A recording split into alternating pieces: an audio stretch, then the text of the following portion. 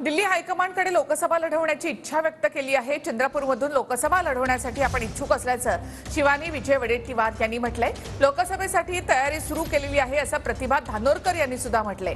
लोकसभा निवडणूक लढवण्याची माझी इच्छा आहे असं प्रतिभा धानोरकर यांनी म्हटलंय।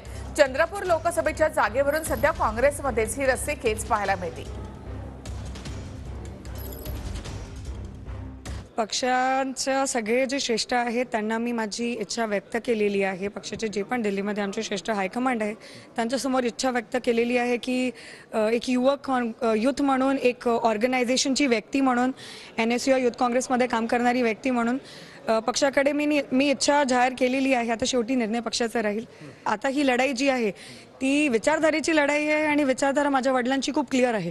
ती पक्षाला सोडून कुठेच जाणार नाही हा मला विश्वास आहे आणि पक्षाच्या सगळ्या नेतृत्वाला सुद्धा विश्वास आहे।